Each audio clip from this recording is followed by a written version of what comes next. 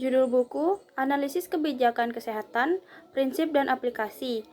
Penulis, Dr. Dumilah Ayunintias Mars. Bab 1, Pendahuluan. Kemampuan membangun sistem kebijakan untuk mencapai tujuan kebijakan merupakan kunci utama dalam menilai salah satu parameter efektivitas pemerintah yang berkuasa. Hal ini dinyatakan oleh Organization of Economic Cooperation and Development atau OECD 2000, yakni a key determinant of government effectiveness is how well regulation system activates their policy objective. Kendati demikian, banyak negara OECD yang masih terus melahirkan berbagai kebijakan yang belum memenuhi harapan masyarakat luas hingga tak sedikit menuai protes dan tuntutan publik. Kegagalan kebijakan ini kemungkinan mendorong pemerintah melahirkan semakin banyak kebijakan. Namun, amat disayangkan tidak disertai dengan penjelasan memadai tentang penyebab terjadinya kegagalan. Situasi ini terjadi pula di Indonesia, tidak terkecuali di sektor kesehatan. Indonesia tengah menghadapi masalah kesehatan, baik di tingkat daerah maupun nasional. Dalam kasus kesehatan ibu dan anak, angka kematian ibu atau AKI di Indonesia masih tertinggi di Asia Tenggara, yakni sekitar sebesar 359 per 100.000 kelahiran hidup. Meskipun memang terjadi penurunan menjadi 305 per 100.000, lebih spesifik, salah satu masalah yang dihadapi Indonesia saat ini adalah ketimpangan pelayanan kesehatan. Masalah ini antara lain dapat tergambarkan dalam kasus Umi Darmiati di Mamuju, Sulawesi Barat. Presiden pada saat itu memerintahkan Departemen Kesehatan untuk merawat Umi Darmiati yang sekujur tubuhnya digerogoti ratusan ulat dengan sebaik-baiknya. Penderitaan bocah perempuan berumur 12 tahun dari keluarga tidak mampu tersebut mengusik perhatian Presiden Susilo Bambang Yudhoyono. Membutuhkan waktu panjang untuk seorang Umi kecil ini mendapatkan haknya akan pelayanan medis. Tak kurang dari 2 tahun sebelumnya, Umi harus menahan derita karena ulat-ulat itu, sampai akhirnya dibawa ke RSUD saat kondisi tubuhnya melemah dan jatuh pingsan. Ketimpangan pelayanan kesehatan di Indonesia tidak hanya disebabkan oleh economic inequity, tetapi juga oleh geographical inequity. Pelayanan kesehatan di Pulau Jawa atau kota-kota besar lainnya lebih mudah diperoleh karena cukupnya ketersediaan pelayanan kesehatan dan tenaga kesehatan. Sebaliknya, hal ini sangat sulit dijangkau masyarakat yang berada di luar Pulau Jawa, apalagi mereka yang tinggal di daerah terpencil, perbatasan, dan kepulauan. Ketidakadilan dan disparitas pelayanan kesehatan adalah fenomena gunung es bagi Indonesia. Pelayanan kesehatan adalah suatu kemewahan yang tak terjangkau bagi banyak rakyat miskin. Mempertimbangkan indeks Gini yang rendah, dapat diperkirakan masalah kesehatan yang terpotret hanya sedikit dari yang sebetulnya terjadi. Untuk mengatasi kondisi ini, jelas tidak cukup hanya mengandalkan empati para pemimpin yang lantas memerintahkan penanganan cepat kasus per kasus. Dibutuhkan sebuah sistem yang menjamin merata dan terjangkaunya pelayanan kesehatan bagi setiap warga negara tanpa kecuali dan tak hanya bergerak oleh karena diangkatnya kasus tersebut meluas ke publik. Ungkapan lawas Julian Tudor Hart bahwa variasi dari ketersediaan pelayanan kesehatan di suatu daerah cenderung berkebalikan dengan kebutuhan pelayanan dari penduduk yang dilayaninya masih tertampakkan di negeri ini. Pelayanan kesehatan cenderung berada di kota besar dan maju yang telah memiliki derajat kesehatan relatif baik. Di lain pihak, justru pada daerah terpencil dan tertinggal yang penduduknya masih memiliki derajat kesehatan rendah, pelayanan kesehatan lebih sulit didapat. Permasalahan kesehatan tak dapat diselesaikan dengan baik tanpa dukungan pembiayaan kesehatan yang memadai. Pembiayaan kesehatan merupakan faktor yang signifikan memengaruhi kualitas kesehatan suatu negara. Saat ini, Indonesia sudah mengalokasikan 5% dari belanja negaranya dalam sektor kesehatan. Hal ini dapat dilihat dari besarnya anggaran dialokasikan, yakni 104 triliun dari total belanja negara sebesar 2,85 triliun. Masalah-masalah kesehatan tersebut adalah cerminan dari kegagalan kebijakan yang merefleksikan buruknya formulasi kebijakan, ketidaktepatan implementasi, rendahnya efektivitas evaluasi kebijakan, atau kurang mendukungnya berbagai aktor serta faktor eksternal dan internal lain yang berperan dalam tahapan pengembangan kebijakan. Kebijakan yang gagal dapat bermula dari munculnya permasalahan atau ketidaktepatan formulasi kebijakan. Hal ini tercermin pada kasus privatisasi rumah sakit pemerintah daerah DKI Jakarta. Berangkat dari kebijakan desentralisasi yang mengakibatkan reformasi atau perubahan terhadap kelembagaan dan mempengaruhi struktur, hubungan kerja, fungsi, dan tanggung jawab dalam pengelolaan rumah sakit pada tingkat provinsi dan kota atau kabupaten pada tahun 2004-2008. 3 dari 6 rumah sakit pemerintah di DKI Jakarta berubah statusnya menjadi perseroan terbatas. Perubahan tersebut dimaksudkan untuk meningkatkan profesionalisme kerja agar rumah sakit menjadi mandiri dan tidak membebani anggaran pendapatan dan belanja daerah atau APBD. DKI Jakarta karena terdapat keterkaitan antara status kelembagaan rumah sakit dengan pembiayaan kesehatan. Besar alokasi dana dari subsidi APBD masih menjadi masalah di lain pihak. Terjadi keterlambatan pembayaran dana keluarga miskin ke rumah sakit yang mengganggu kegiatan operasional rumah sakit. Apalagi pada saat itu tarif pelayanan belum dihitung berdasarkan unit cost, sehingga terdapat selisih biaya. Peningkatan APBD DKI Jakarta tidak diiringi dengan peningkatan dana pada alokasi urusan kesehatan, sedangkan kebutuhan dana operasional untuk rumah sakit cenderung meningkat dari tahun ke tahun. Riset yang dilakukan oleh penulis menemukan bahwa aktor yang paling berpengaruh dalam pembuatan kebijakan provinsi privatisasi adalah anggota legislatif. Sementara cukup banyak anggota legislatif yang terlibat belum memiliki kemampuan memadai untuk merumuskan kebijakan tersebut. Hasil analisis memperlihatkan bahwa pada proses pembentukan privatisasi rumah sakit, identifikasi masalah tidak dilakukan dengan tepat. Tahap penentuan agenda hingga proses legitimasi juga tidak mendapatkan dukungan optimal. Formulasi kebijakan lebih banyak ditentukan oleh anggota DPRD DKI Jakarta tanpa keterlibatan aktif dari stakeholder lainnya.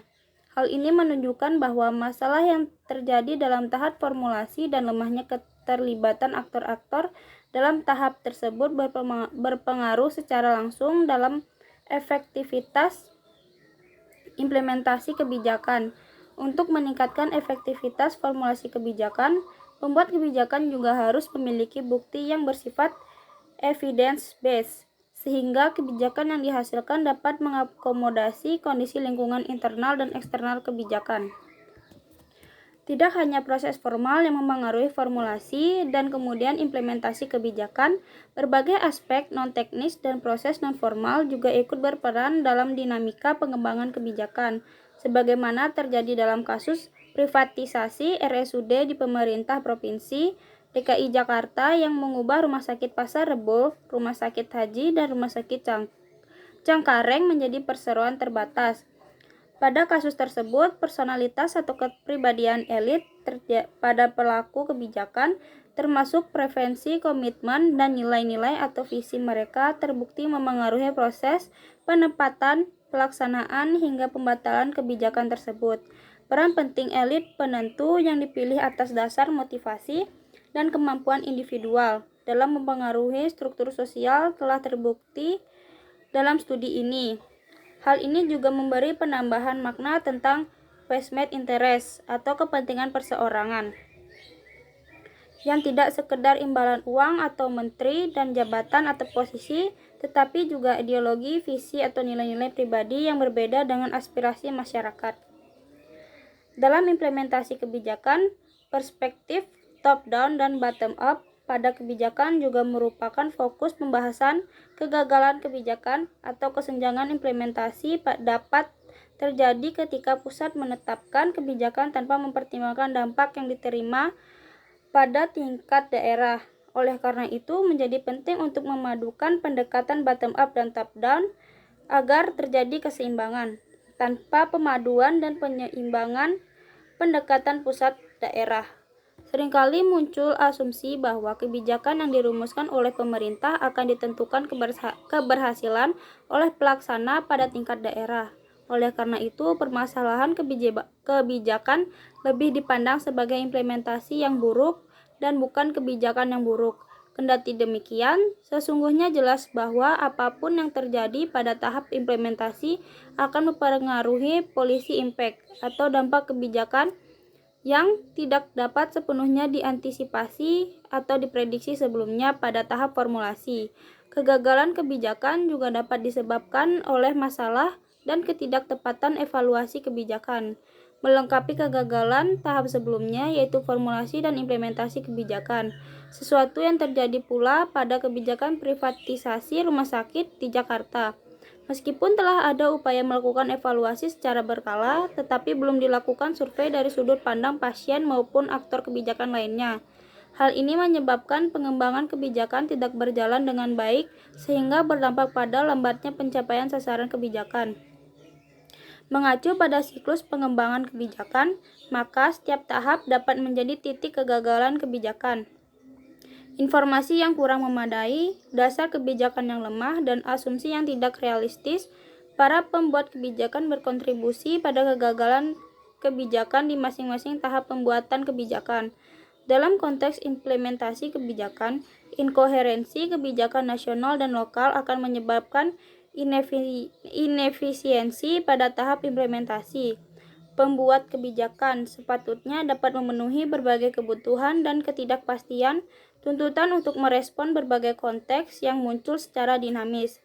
Tumpang tindih antar berbagai kebijakan baik pada sektor yang sama maupun lintas sektor mengakibatkan proses implementasi dan keberkelanjutan kebijakan sulit untuk dilakukan bersama-sama dengan efektif pada situasi ketidakpastian lingkungan kebijakan.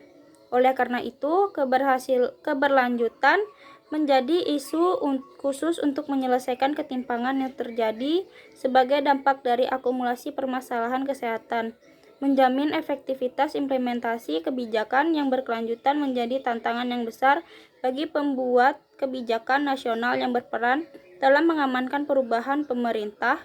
Daerah pun mempunyai peran strategis dalam implementasi kebijakan yang rentan terhadap perubahan organisasi dan manajemen di daerah. Kesemua hal tersebut menjadi pembelajaran berharga dari policy failure, yang bermula dari tahap formulasi kebijakan diikuti ketidaksiapan implementasi dan juga tahap lain pada siklus pengembangan kebijakan termasuk monitoring dan evaluasi kebijakan. Perspektif OECD tentang policy failure dapat memperkaya sudut pandang tentang penyebab terjadinya kegagalan kebijakan. Kurangnya kepatuhan dalam mengimplementasi berbagai regulasi atau isi kebijakan itu sendiri adalah penyebab kegagalan kebijakan. Pelaksanaan policy monitoring and monitoring compliance, yaitu pengawasan terhadap kepatuhan sebagai bentuk monitoring dan evaluasi pelaksanaan kebijakan, merupakan upaya yang dapat ditempuh untuk meningkatkan kepatuhan pada tahap implementasi. Monitoring compliance trends shall also be a key part of ex-post evaluation programs for existing regulation. Melalui proses monitoring atau pengawasan dan evaluasi, data dikumpulkan untuk memastikan bahwa pengembangan kebijakan berlangsung sebagaimana mestinya, baik dalam tahap formulasi maupun implementasi kebijakan. Monitoring atau pengawasan kebijakan adalah proses atau kegiatan mengikuti dan menilai kebijakan untuk menjamin bahwa kebijakan tersebut dapat dikembangkan, didorong, dan dilaksanakan sesuai dengan yang direncanakan. Oleh karena itu, pengawasan kebijakan meliputi 1. Penilaian terhadap lingkungan, 2. Menilai tingkat dan kualitas stakeholder engagement, 3. Mendokumentasikan tahap atau kemajuan pengembangan kebijakan dan dukungan aktor-aktor legislatif terhadap kebijakan. 4. Menempatkan kebijakan pada praktik-praktik aktual melalui pendanaan dan perencanaan. Serta 5. Mengevaluasi dampak implementasi. Monitoring atau pengawasan yang efektif dapat meningkatkan kesadaran pemahaman terhadap lingkungan kebijakan, keterampilan menganalisis dalam mengidentifikasi, mengembangkan, dan mengaplikasikan alat-alat ukur serta menganalisis hasil temuannya. Tidak hanya itu, efektivitas monitoring kebijakan juga dapat meningkatkan kemampuan memobilisasi komunitas untuk berpartisipasi dalam proses kebijakan. Kemampuan pemimpin langkah advokasi sehingga menjadi strategi advokasi yang kuat dan terkoordinasikan dengan baik, serta berkolaborasi dengan birokrasi. Hal ini juga dipertegaskan oleh Richard W. Betterman dan Bid and Ward yang menyatakan bahwa pengawasan kebijakan adalah proses yang dilakukan berulang, meliputi a. penilaian kualitatif terhadap isu utama kebijakan yang dapat dilakukan dengan telaah literatur ilmiah, wawancara aktor kebijakan, analisis data resmi pemerintah, dan berbagai data, bahan dan informasi lainnya. B. Pengumpulan fakta-fakta untuk mengidentifikasi masalah kebijakan dengan tepat serta faktor-faktor penyebabnya. C. Penilaian kuantitatif untuk melengkapi data kualitatif. D. Triangulasi sebagai upaya validasi data kualitatif. Melalui monitoring kebijakan, pembuat kebijakan dapat memperoleh informasi mengenai perkembangan proses kebijakan dengan baik sehingga dapat mengalokasikan sumber daya manusia, keuangan, dan dana dan waktu yang tepat. Amat jelas bahwa analisis kebijakan adalah instrumen yang tepat untuk digunakan pada monitoring kebijakan. Analisis kebijakan menjadi suatu instrumen penting dalam proses pengembangan kebijakan. Yang dibutuhkan saat ini bukan hanya informasi berdasarkan data dan fakta lapangan, namun pula kemampuan analisis untuk mengelola data dan informasi tersebut, serta menindaklanjutinya. Demi mewujudkan efektivitas kebijakan kesehatan, menurut Dan, analisis kebijakan adalah aktivitas menciptakan pengetahuan tentang dan dalam proses pembuatan kebijakan. Di dalamnya termasuk aktivitas meneliti sebab, akibat, dan kinerja kebijakan dan program publik. Hasil analisis tersebut kemudian disajikan kepada pengambil kebijakan publik agar dapat memanfaatkan sebagai upaya memperbaiki proses dan kinerja kebijakan. Dalam analisis kebijakan, analisis atau pelaku analisis kebijakan, akademisi, pakar peneliti, dan pembuat kebijakan akan fokus menilai dan menganalisis output dan dampak kebijakan pemerintah terhadap masyarakat secara sistematis, terfokus, dan eksplisit. Efektivitas dari analisis kebijakan dapat dilihat dari besarnya pengaruh rekomendasi yang diberikan terhadap perubahan kebijakan. Rekomendasi kebijakan akan menjadi kuat jika disertai dengan data dan informasi real sebagai dasar kebijakan. Estimasi kebutuhan sumber daya serta benefit investasi, baik dalam jangka waktu pendek maupun panjang, bagi bangsa. Hal ini menjadi penting mengingat sektor kesehatan hanya satu dari sekian banyak faktor fundamental pembangunan nasional yang menuntut untuk diperhatikan oleh pemerintah. Perlu strategi komunikasi politik yang tepat dan kuat melalui advokasi dan diplomasi, sehingga rekomendasi tersebut dapat diterima dan direalisasikan oleh pembuat kebijakan. Advokasi adalah jembatan bagi kelompok kepentingan dalam mempengaruhi proses perumusan dan implementasi kebijakan. Kemampuan berbagai lembaga penelitian maupun perguruan tinggi dalam menjembatani hasil penelitian dengan para pengambil kebijakan secara umum masih rendah, karena itu amat disayangkan. Berbagai hasil penelitian hanya berakhir dalam dokumentasi laporan penelitian. Padahal hasil penelitian dan rekomendasi yang diajukan sangat penting untuk diketahui oleh pengambil kebijakan. Salah satu media untuk melakukan advokasi kepada pembuat kebijakan adalah policy brief, yang dibuat tidak hanya berdasarkan data lapangan, namun dengan pula melibatkan stakeholder, pembuat, dan pelaku kebijakan untuk melahirkan rekomendasi yang sesuai dengan tuntutan sasaran kebijakan. Selain itu, penyusunan policy brief dapat pula melibatkan atau dilakukan oleh aktor dari luar sektor publik untuk memberikan analisis perspektif yang berbeda. Melalui Brief membuat kebijakan dapat memahami secara cepat dan tepat ajuan rekomendasi kebijakan untuk menjadi pertimbangan dalam pengambilan keputusan. Tidak hanya media yang tepat, ringan dan ramah untuk menyampaikan rekomendasi kebijakan sebagaimana halnya yang terkandung dalam sebuah policy brief, efektivitas advokasi juga dapat ditingkatkan dengan meluaskan ruangan partisipasi aktor kebijakan atau stakeholder yang mempresentasi berbagai pihak dan berkepentingan. Proses pembuatan kebijakan partisipatif menjadi sebuah mekanisme check and balance bagi pemerintah untuk meningkatkan transparansi. Anggota masyarakat madani yang berkompeten dapat ikut berkontribusi pada proses pembuatan kebijakan sebagai sebuah sosial kapital yang pada gilirannya akan berdampak pada penguatan sistem politik dan ekonomi. Tanpa modal sosial dan kepercayaan, skema analisis kebijakan juga rekomendasi yang diajukan berpeluang menemui kegagalan. Proses pembuatan kebijakan partisipatif juga dapat meningkatkan legitimasi kebijakan sebagai sebuah refleksi dari proses demokratisasi. Kesemuanya menjadi sebuah upaya advokasi dari hulu dan sejak dini, yaitu pada tahap formulasi kebijakan. Advokasi bahkan tidak lagi dapat dilakukan sendiri oleh pihak-pihak di luar pemerintahan atau non-state actor dalam posisi berseberangan dengan pemerintah, karena pengembangan kebijakan merupakan proses interaksi antara pembuat dan pelaksanaan kebijakan dengan nilai-nilai, perspektif, dan prioritas yang mungkin berbeda dengan pembuat kebijakan. Dibutuhkan kemampuan melibatkan lintas sektor baik publik maupun swasta atau private dalam mengelola inisiatif berbasis masyarakat dengan juga menyertakan jaringan dari berbagai lembaga secara luas.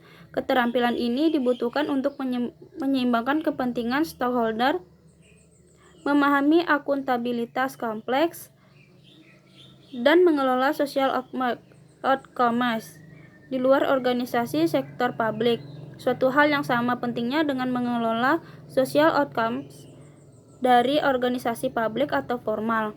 Keseluruhan proses pelibatan banyak pihak untuk berjuang mendesakan perubahan dan perbaikan disebut sebagai koalisi advokasi.